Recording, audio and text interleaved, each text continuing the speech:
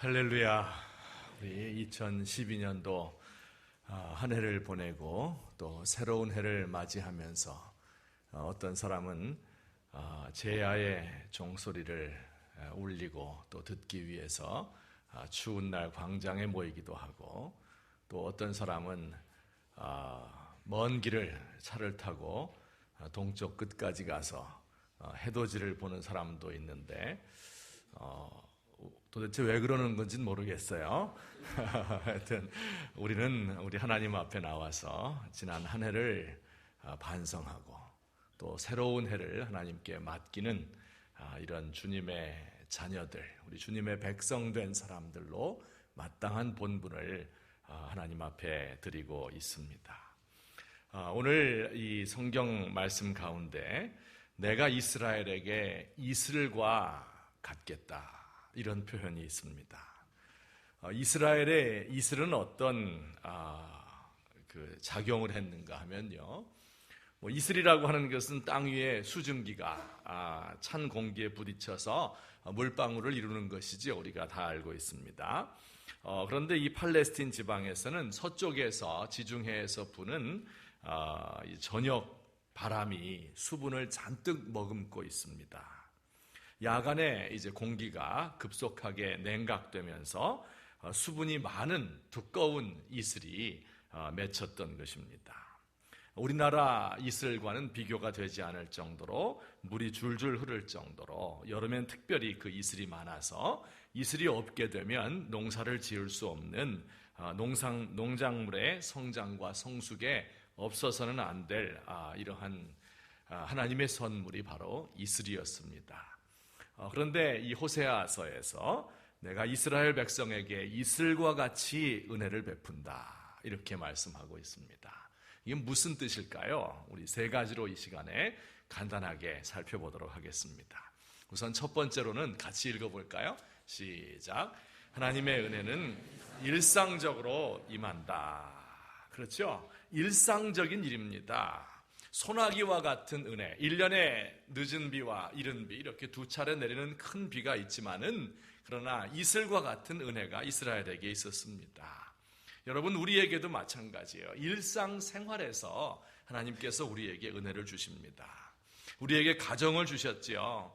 매일 집에 돌아올 수 있는 가정, 매일 만나는 식구들, 가장 정겨운 대상입니다. 우리에게 일터를 주셔서 날마다 일할 수 있도록 해주셨어요.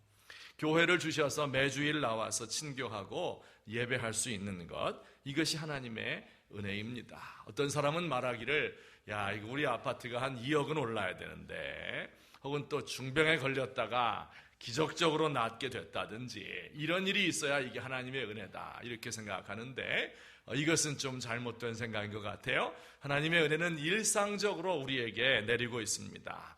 매일 이 추운 겨울에 따뜻한 방에서 잠잘 수 있다는 것, 샤워하고 갈아입을 옷이 준비되어 있다는 것, 얼마나 좋은지 몰라요. 제가 하루 온종일 살면서 혹은 1년 내내 살면서 행복한 순간이 있다고 하면, 힘든 일 마치고 저녁 때 샤워하고 나와서 옷장문을 열었는데 거기에 이만큼 런닝 셔츠가 쌓여있고 그 옆에 팬티가 이렇게 쌓여있을 때 얼마나 행복한지 모릅니다. 일상생활에서 느끼는 행복이에요. 아침 식사를 하고 다녀올게 라고 말하고 집을 나오면 아내가 쪼로로 엘리베이터 앞까지 나와서 문 앞에서 키스를 하고 그리고 출근할 수 있는 거, 여러분 그렇게 안 해요? 희망사항입니다, 우리 집도. 직장에서 쉬는 시간 따뜻한 커피 한 잔을 뽑아서 동료들과 마실 수 있는 것, 저녁이면 다시 오손도손 가족들이 모여서 정겹게 대화하는 것, 추운 겨울날 밤에 군고구마 호호 불면서 나누어 먹을 수 있는 것, 때로 우리가 힘들고 지겨운 일상 속에서 전화 걸어서 1시간 동안 친구에게 하소연할 수 있는 것, 이런 모든 것들이 다 일상적인 것들이죠. 그런데 여러분 생각해보면 이것이 바로 하나님의 은혜인 겁니다. 이거 하나님의 은혜인지 아닌지 어떻게 알 수 있어요? 아이고, 다 일상적으로 누구나 다 겪는 건데요. 한번 잃어버려 보면 그 다음에 알 수 있어요. 야, 이게 얼마나 위대한 하나님의 은혜였던가 하는 것을 우리가 알 수 있게 됩니다. 근데 교회 생활도 마찬가지인 것 같아요. 부흥에 참석해서 그냥 뒤집어지고 큰 은혜를 받고 자기를 발견하고 헌신을 다짐하고 눈물 콧물 흘리고 이것도 하나님의 큰 은혜이지만, 혹은 교회에서 큰 행사를, 우리 10대 뉴스에 나올 만한 이런 행사를 통해서 은혜 받는 것도 중요하지만요, 매주일의 예배를 통해서, 일상적인 예배를 통해서 말씀을 받고 은혜 받는 것이, 이것이 좋은 은혜입니다. 집에서 해주는 밥이 제일 좋은 거예요. 일주일에 한 번 정도 밖에 나가서 기름진 음식 외식하면 맛있지만 2번 먹게 되면 성인병의 원인이 되는 것이죠. 성도들 중에 어떤 분들은 교회에서 큰 행사를 한다 그러면 눈이 반짝반짝 빛나는 이런 분들이 있어요. 그리고 그거 다 끝나면 풀이 죽어 있는 분들이 있는데, 이것은 좋은 신앙이라고 말씀드릴 수가 없어요. 때로는 지루한 것 같고 어떨 때는 반복적인 것 같아도 이런 일상적인 신앙생활을 통해서 우리의 신앙이 성장하게 됩니다. 매일 성경 보고 기도하고 큐티하는 것, 소위 내공을 쌓는 것이죠. 이게 중요한 거예요. 여러분, 매일 아침 1시간씩 기도하고 성경을 대하는 사람과 그렇지 않은 사람은 10년이 지나고 20년이 지나가면 그 차이가, 정말 본질적인 차이가 나게 되는 것입니다. 이 일상적인 것을 중요하게 생각해요. 자녀를 키울 때에도 자녀를 너무 번거롭게 만들면 안 됩니다. 자녀들에게 평범한 삶을 가르치는 것이 중요해요. 일상생활에서 아이들에게 좋은 것만 주기 위해서 아이들을 남에게 맡겨놓고 자기는 가서 돈 벌어야 된다, 이것이 좋은 것이 아닙니다. 1년에 한 번 방학만 되면 현장 학습 꼭 외국에 보내서 무슨 교육을 시켜야 직성이 풀립니까? 그렇지 않습니다. 매일의 일상적인 평범한 삶 속에서 행복을 느낄 수 있도록 만들어주는 것, 이것이 좋은 교육인 것입니다. 우리 지난 한 해를 한번 돌이켜보아요. 우리에게 주신 이 일상에서 주신 은혜가 얼마나 큰 것인가.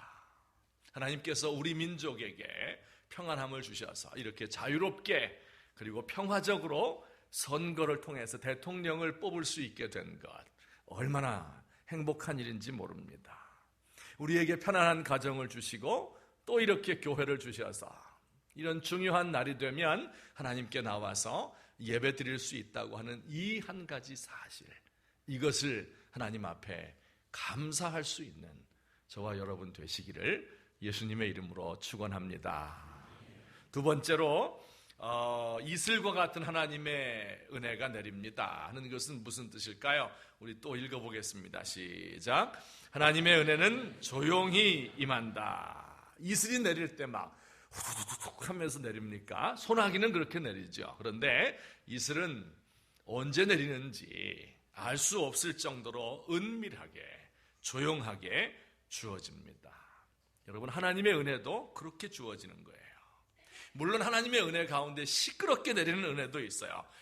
큰 소리로 떠들며 주여 삼창하고 막 방언으로 기도하고 막 하늘에서 때론 불이 내려오게 하고 병자를 고치고 말이죠. 이런 거 다 하나님의 큰 은혜이죠. 하지만 정말 그 모든 그 크게 보이는 그 은혜의 기초가 되는 그 핵심 가운데 있는 은혜는요, 이건 심령의 변화라고 하는 것인데, 이것은 언제 일어나요?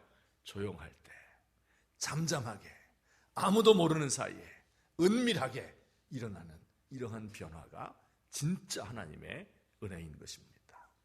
여러분, 신앙의 위인들을 보세요. 모세를 위대하다고 하는 게 왜 그래요? 이스라엘에게 해방자가 되고 10가지 재앙으로 이집트를 멸망시키고 홍해바다를 가르고 광야에서 백성들을 인도하고 구름기둥 불기둥이 막 나타나게 하고 이렇게 하는 것이 그에게 위대한 일이었지요. 하지만 더 그를 위대하게 만든 것은 그가 고통 가운데서, 그 사람들의 아우성 속에서, 그를 돌로 치려 하는 속에서 잠잠히 엎드려서 하나님 앞에 은혜를 간구할 수 있었던 것. 그래서 하나님께서 잠잠히 엎드린 그에게 은혜를 베푸신 것, 이것이 모세를 신앙의 위인으로 만들었습니다. 제국을 만들고 그 제국을 다스린 다윗이 왜 위대해졌습니까? 그가 나가서 전쟁 때마다 승리를 하고 놀라운 역사를 일으켰기 때문에 위대했습니까? 아니요.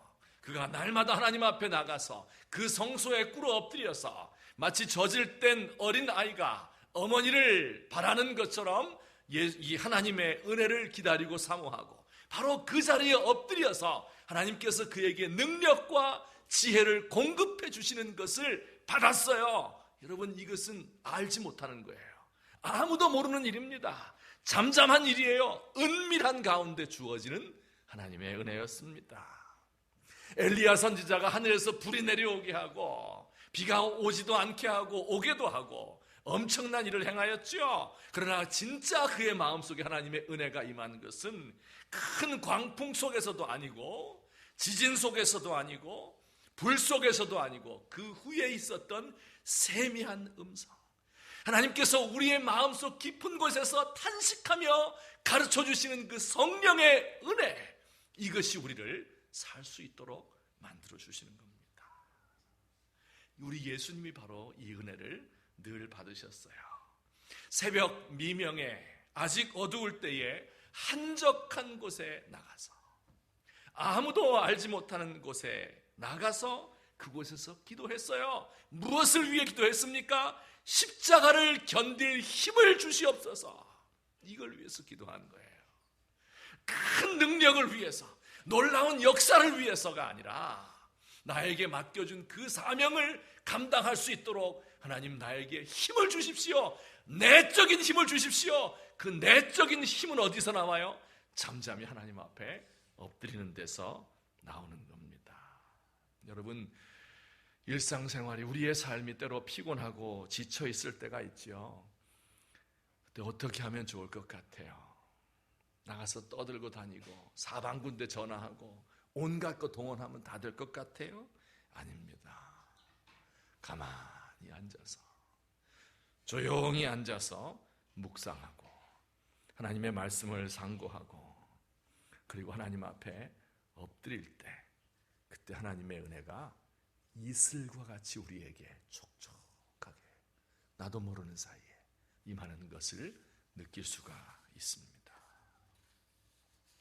이 이슬과 같이 잠잠히 내리는 그 은혜의 가장 큰 적이 무엇일까요? 제가 보니까 이 매스컴이에요. 매스컴, TV, 라디오, 신문, 인터넷, 이런 거 얘들과 가까이 하지만 안 돼요.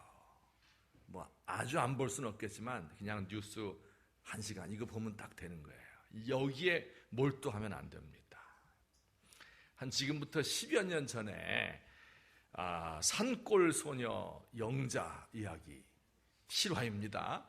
영자라는 산골에 사는 소녀가 있었대요. 우리 교회도 영자 있죠. 이 산골에 살았어요. 전기도 들어오지 않는 아주 오지 산골이었습니다. 그곳에 아버지와 딸이 둘이 살았어요. 근데 어떤 잡지사 기자가 산속을 여행하다가 이들을 발견했어요. 그리고 이것을 이제 방송국에다가 알려서 방송국에서 이제 취재가 나와서 인간극장이라는 거 있죠. KBS에서 하는 그 인간극장에 방영이 되었습니다. 이 도시 가운데서 때묻은 이런 삶, 복잡한 삶 속에 이 때묻지 않은 순수한 자연의 이 미가 있었단 말이에요. 그래서 이것을 방송했을 때 많은 국민들이 이것을 보고 공감을 하고 그리워하고, 야, 우리도 저렇게 순수해져야 되는데, 이렇게 하면서 좋은 프로그램을 시청을 한 적이 있습니다. 그러다가 그 방송을 본 어떤 이동통신업체가, 그때 이제 핸드폰이 막 출시되었을 때인데, 이 산골 소녀를 광고에 출연시켰습니다. 친구나 친척을 만나려면 마을에서 내려가려면 한참 걸리거든요. 그런데 그 산골에도 휴대전화가 터진단 말이에요. 그래서 이 소녀는 그 자기의 전화를 가지고 친척과 전화하고 친구들이 이 안에 있다 하면서 자기 아버지에게 자랑하고 하는 이런 모습이 이제 방영이 돼. 이게 TV 광고로 나온 거죠. 이제 이것이 TV에 이렇게 방영이 되니까 여기저기서 이 여자를, 이 아이를 돕겠다는 사람이 이제 줄을 이었어요. 그래서 책을 막 계속 보내줘가지고 집에 쌓아놓을 데가 없을 정도로 그리고 후원자들이 많이 나타나서 이 소녀는 서울에 왔습니다. 와서 그동안 교육을 못 받았었는데 검정고시 공부를 해서 대학에 가려고 꿈에 부풀어 있었습니다. 근데 이 외동딸이 도시로 나간 후에 엄청난 일이 벌어졌어요. 산골에 홀로 살던 아버지가 얼마 후에 숨진 채로 발견됐습니다. 왼쪽 이 쇄골하고 또 콧등이 무너져서 이제 피가 흐르는 것으로 보아서 타살된 것입니다. 나중에 범인을 잡고 보니까 이 딸이 이제 광고에 나왔잖아요. 그러면 출연료가 있을 거 아니에요. 이것을 아버지가 받아가지고 어디다가 숨겨놨을 것이다. 산골에 사니까 아무도 없으니까 와서 요 아버지를 죽이고 돈을 훔쳐가려고 했던 이런 강도의 소행이었던 것입니다. 그래서 이 소녀가 그만 아버지를 졸지에 잃고 그리고 자기가 받았던 그 모든 돈, 출연료 이런 것들을 또 다 사기를 당해버렸습니다. 그래서 이 소녀가 나중에 다시 산속으로 돌아가서 비구니가 되었다 하는 실화가 있습니다. 여러분, 이 소녀가 이렇게 비극의 수렁으로 들어가게 된 이유가 뭘까요? 만약에 매스컴과 만나지 않았다면 이 부녀는 그냥 산골에 묻혀서 죽을 때까지 행복하게 도란도란 살았을 것 같아요. TV가 소녀를 도시로 끌어내었고 통신회사가 상업 목적에 이용하면서 이들이 이렇게 되었습니다. 여러분, 매스컴이 가지고 있는 많은 이익들이 있지만 그러나 단점들도 많습니다. 우리의 정신을 다 빼앗아가는 거예요. 나중엔 우리의 영혼을 빼앗아가는 거예요. 요즘에 아이들 노는 걸 보니까 소리를 다 죽여놓아도 카톡으로 하는데 말이에요. 계속 까똑 정신이 하나도 없어요. 이거. 애니팡 팡팡팡 이게 막 머릿속으로만 팡팡팡 돌아가기 때문에 이게 경건 생활이 이루어지지가 않는다는 거예요. 여러분, 하나님의 은혜가 잠잠한 가운데서 임하는데 잠잠할 새가 없으니 하나님의 은혜가 어떻게 임하느냐는 말이에요. 이 모든 문명의 이기인 것처럼 보이지만 우리의 영혼을 타락시키는 이런 것들을 멀리하고 사람들이 나를 어떻게 보아주는가, 이게 매스컴의 핵심 아니에요? 이것으로부터 벗어나야 되는 거예요. 자유로워져야 되는 거예요. 그래서 잠잠히 하나님 앞에 서 있는 그 시간만 나면 기도실에 들어가고, 시간만 나면 골방에 들어가고, 시간만 나면 한적한 곳에 가서 하나님을 만나 뵙게 되는 것, 이것이 은혜 받는 비결이다 하는 것을 꼭 기억하시고 이슬과 같이 잠잠한 가운데 내리시는 이 하나님의 은혜를 조용한 가운데 늘 사모하시고 그 은혜를 받으시는 저와 여러분 되기를 예수님의 이름으로 축원합니다. 자, 세 번째, 우리 복습 한번 해볼까요? 첫 번째가 뭐였었죠? 하나님의 은혜는 일상적인 곳에 임한다. 두 번째는 조용하게 임한다. 마지막 세 번째는요, 하나님의 은혜는 지속적으로 임합니다. 여러분, 이 소나기가 오는 것은 1년에 몇 차례밖에 오지 않습니다. 하지만 이슬은 어때요? 1년 사시사철 내리는 겁니다. 여러분, 하나님의 은혜가 단번에 그치는 것이 아니죠. 우리의 삶 속에서 지속되는 겁니다. 여러분, 이 하나님의 은혜는요, 계속해서 주어지는데 작년에만 있었던 것이 아니고 올해도 내년에도 계속해서 되는 겁니다. 어떤 미련한 사람은 옛날에 은혜 받은 것 가지고 평생 울고 먹으려고 하는 사람이 있어요. 내가 청년 때 이렇게 헌신하고 청년부 회장 했었는데 이거 70살 될 때까지 그것만 우려먹고 있는 분들이 있어요. 이거 옳지 않습니다. 옛날이 더 좋았다, 그렇지 않습니다. 여러분, 하나님의 은혜를 받게 되면 매번 받기 때문에 그 은혜를 받고 또 받으면 자라나게 되어 있습니다. 오늘 호세아서 14장 5절 이후의 말씀에도 이슬을 받은 그 나무들은 어떻습니까? 그 나무들의 뿌리가 깊어지고 그 나무들의 가지가 퍼지고 아름다움과 향기가 백향목과 같이 번져나가고 그리고 곡식이 풍성하게 열매를 맺게 되는 겁니다. 여러분, 지속적인 이 하나님의 은혜를 알게 되고 그 은혜를 받게 되면 변화의 역사가 일어나게 되는 것이죠. 하루하루를 보면 별로 달라진 것 같지 않은데 몇 년 전과 비교해 보면 우리의 모습이 많이 달라져 있는 것을 여러분 느낄 겁니다. 여러분 10년 전과 지금을 비교해 보면 우리의 삶이 이렇게 나아졌습니다. 내가 타고 다니는 자동차가 이렇게 좋아졌습니다. 나의 신앙의 깊이가 이렇게 더 깊어졌습니다. 지나고 나서 돌이켜보면 그 시간에는 별로 자라난 것 같지 않은데 성장해가는 우리의 모습을 볼 수가 있습니다. 지속적인 하나님의 은혜를 받기 때문에 그렇습니다. 특별히 하나님의 은혜는요, 우리가 약할 때에도 고통 가운데 있을 때에도 우리에게 임하는 그런 특징이 있습니다. 심지어는 우리가 죄악 가운데 빠져 있을 때에도 하나님의 은혜는 계속해서 우리에게 임하여서, 그래서 우리로 하여금 죄에서부터 돌이키게 하고 과거에 지었던 그 죄를 다 내어버리고 이제 새로운 해에는 그 모든 것들을 돌이키고 새롭게 시작할 수 있는 은혜를 주시는 것이 하나님의 지속적인 은혜, 긴 은혜입니다.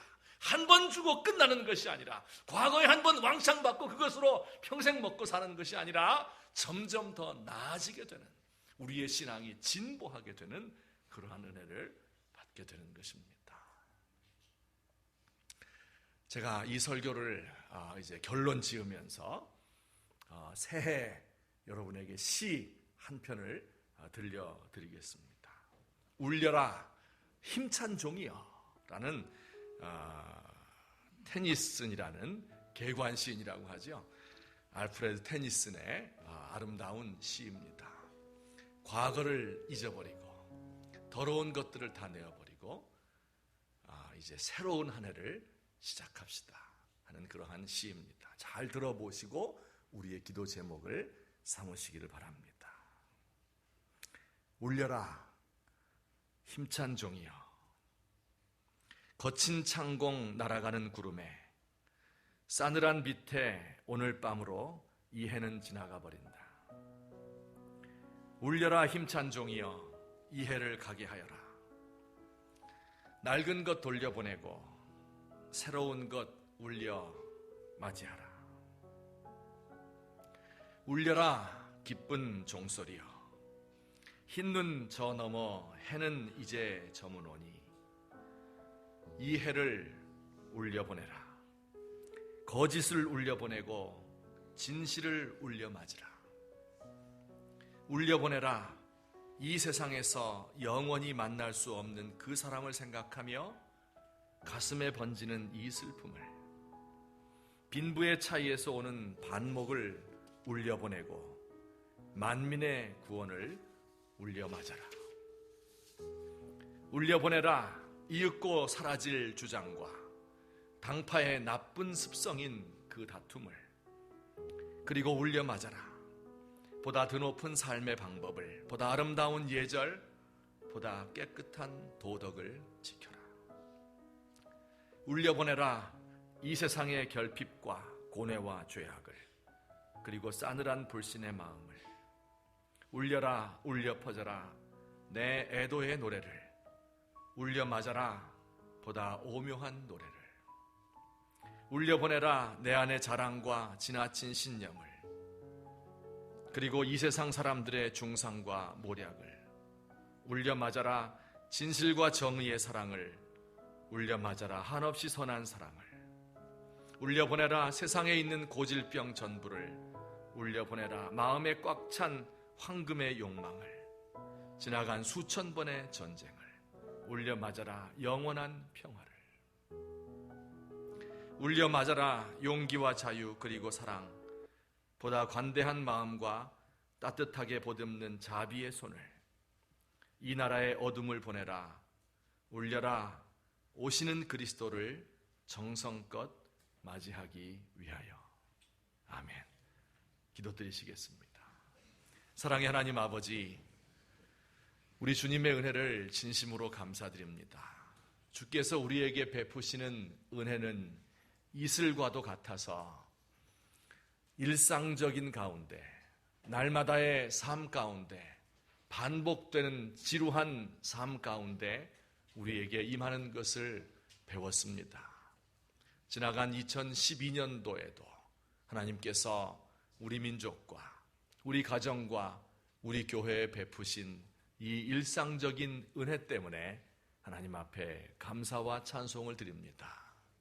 하나님의 은혜는 은밀한 가운데, 잠잠히 엎드려 기도하는 가운데 고요하게 임하는 것을 배웠습니다.